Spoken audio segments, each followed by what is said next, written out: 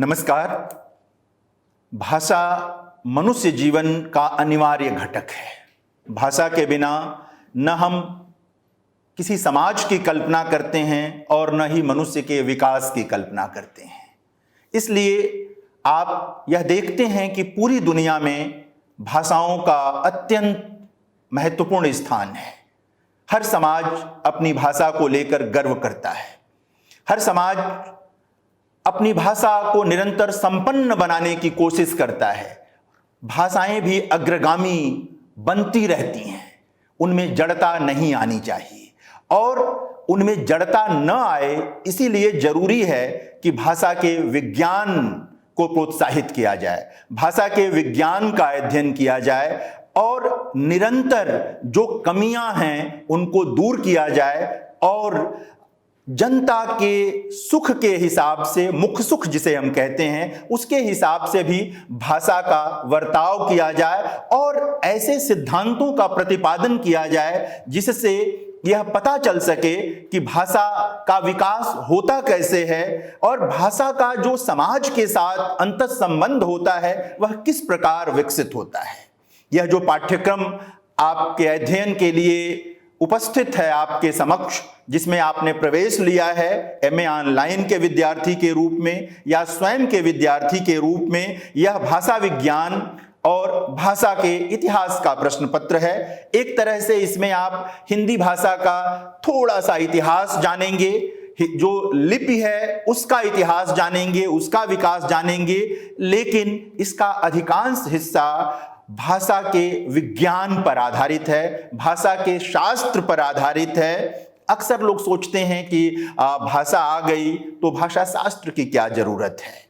जरूरत होती है मित्रों। सामान्य आदमी के लिए भाषा का आ जाना महत्वपूर्ण होता है, लेकिन एक अध्येता के लिए, एक साहित्य के विद्यार्थी के लिए सिर्फ इतना महत्वपूर्ण नहीं होता कि उसे भाषा आती है, वह बहुत सुंदर भाषा बोल लेता है या बोल लेती है।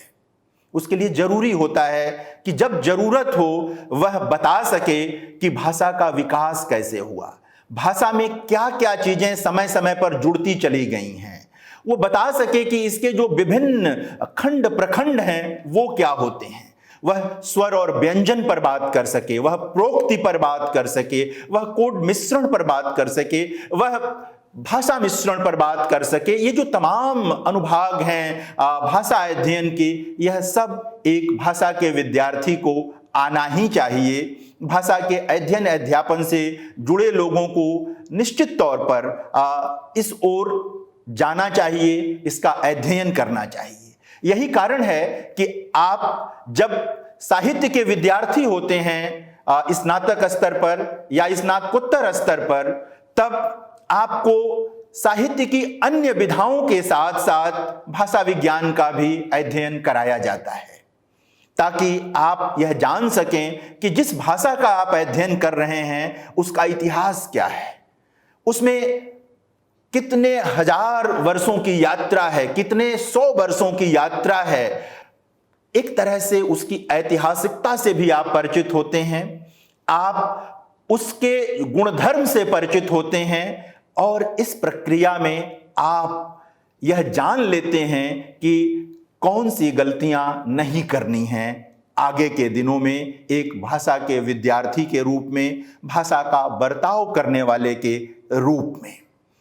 इसीलिए सिर्फ उपन्यास, कहानी, कविता, नाटक, रेखाचित्र जैसी विधाएं पढ़ाकर कोई पाठ्यक्रम अपने को पूरा नहीं मानता है, पूरा नहीं समझता है।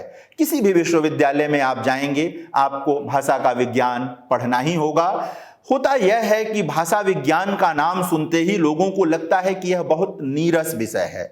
ऐसा नहीं है मित्रों, यह बहुत सरस विषय है। बस एक बार यदि आप इसमें प्रवेश कर जाएं, भाषा के बनने की प्रक्रिया को समझने लगें, एक बार आप इसके जो तमाम खंड हैं उन पर क्रमशः आगे बढ़ें आप, तो आप देखेंगे कि आपको बहुत आनंद आने लगेगा इसमें और फिर आपको किसी और की जरूरत नहीं होगी अपने ही को मांझने के लिए, अपने ही को और संपन्न बनाने के लिए।